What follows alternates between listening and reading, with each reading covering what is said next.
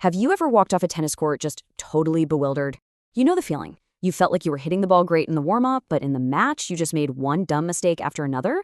Well, if that's you, you're in the right place. We are going to completely tear down and rebuild how you think about winning a tennis match. And it all starts right here with this one number. Seriously, this statistic flips everything we're taught about tennis completely on its head. Get this, 85% of all points at the amateur level are not won by some amazing down-the-line winner. Nope, they're won because someone just made a mistake. So that leads to the big question, right? If the entire game is basically decided by who makes the last mistake, why are we all making so many of them? I mean, we spend all this time grooving our strokes, so what's the deal? What breaks down when the points actually matter? Well, here's the culprit. It's indecision. It's that split second of pure panic when the ball is floating towards you and your brain just short circuits. Should I go cross-court? Down the line? Should I hit spin? Hit it flat? That little moment of hesitation, that's what causes you to be late, to tense up, and to spray the ball everywhere. And that brings us to the first big mindset shift. We have to start thinking about winning by not losing. It sounds kind of weird, but it's everything. It means you stop trying to be the hero, stop trying to hit that highlight reel shot, and instead you focus on becoming the most solid, consistent, and annoying player on the court.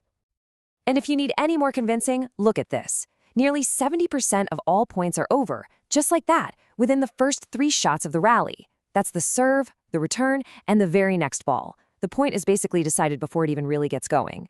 So our number one job is just to be solid in those first few shots. Okay, so how do we actually build a game that's error-proof? Well, it all starts with respecting the court itself. We're talking about the basic, unchanging geometry of the game that a lot of players just totally ignore. And here it is, the single most important rule in tennis, period. Play the ball cross-court. It's not just a suggestion. It's the foundation of smart tennis. You know, the pros aren't just guessing out there. They hit over 60% of their ground strokes cross-court for a very, very good reason. And that reason is just simple math. It's physics. When you go cross-court, you are hitting over the lowest part of the net. It's literally 6 inches lower in the middle. Plus, you're hitting down the diagonal of the rectangle, which is the longest possible distance. So you get a lower net and more court to hit into. It is by far the highest percentage shot in the game. It's a no-brainer. But here's the secret sauce that a lot of people miss. After you hit that smart cross-court shot, you don't just run back to the middle. Watch the pros. They take one big step, about 50 centimeters, back towards the side they just hit from. Why? Because that position perfectly bisects their opponent's most likely shots. It puts you in the perfect spot to cover anything they throw back at you. It's just beautiful geometry. All right, so now we know our default shot, go cross-court. This is how we're going to kill that indecision we talked about earlier. We're going to give every single shot you hit a clear, simple purpose. And this is it. This is your new mental checklist. Forget about 1,000 different options. You only have 4 phases. Phase 1, start. Your only job is to get your serve or return in. That's it. Phase 2, rally. You hit solid cross-courts over and over until they give you a weak ball. Phase 3, opportunity. That weak ball is your green light. You attack it and move forward. And phase 4, finish. You get to the net and put the point away with a volley. Simple. And do you see what this does? It completely changes the internal conversation. You're no longer panicking and asking, oh my God, what should I do with this ball? You're just calmly asking yourself, okay, what phase am I in right now? That simple shift gives you incredible clarity and confidence. Okay, we've got our foundation set. We're playing the court. We've got a purpose for every shot. Now we can add the next and maybe most fun layer of strategy, playing the actual person across the net from you. But this is so much more than just, oh, he has a weak backhand, I'll hit it there. Amateurs do that.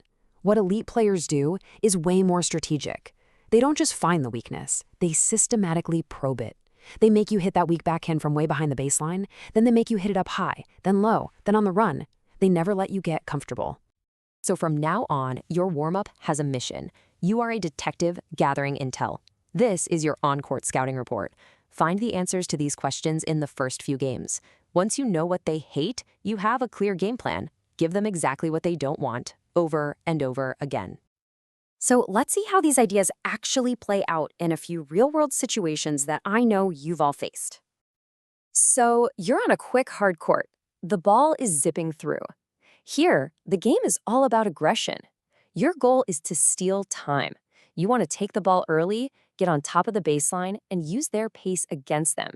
You're trying to rush them and keep the points short and sweet. But on clay, you flip the script completely. Clay is slow, it's gritty. Here, your goal is to buy time. Patience is everything. You're going to use heavy looping topspin to push your opponent back. You have to be willing to build the point, to hit 5, 6, 7 balls. You have to grind. And now for the opponent that just messes with everyone's head, the lefty. You know, their big advantage isn't some kind of magical lefty spin. It's much simpler than that. It's just familiarity. They play against right-handers every single day. We only have to deal with their weird patterns a few times a year. So, how do you beat them? You have to be smart. First, your righty forehand to their backhand is still the #1 play. It's your strength to their typical weakness. Second, try serving right into their body. It jams them up, and it's a serve they don't see as often as that slice out wide. Trust me, they've seen that one a million times. And finally, probe that forehand on the run. A lot of lefties have a surprisingly shaky forehand when you pull them out wide. So, let's put it all together now. We've taken the game apart and rebuilt it from the ground up based on logic, geometry, and purpose. This right here, this is your new blueprint for winning. Look at this contrast. It says it all. The old mindset is all about ego, trying to hit winners, aiming for the lines, just reacting. The new mindset is about being a strategist. You're not trying to hit winners anymore. You're trying to create errors. You're not aiming for lines. You're playing safe to the cross-court target. You stop just reacting to the ball, and you start knowing what phase you're in. And you stop just playing your game, and you start dismantling theirs. And really, this is the final thought I want to leave you with. Real control on a tennis court has nothing to do with how hard you can hit the ball. True control comes from taking away your opponent's options, one by one, until they have nowhere good to go. That's when you own the match. So I'll just ask you this. The next time you walk out on that court with this new blueprint in your mind, what's your focus going to be? Are you going to be chasing that flashy 15% of points that end in a winner?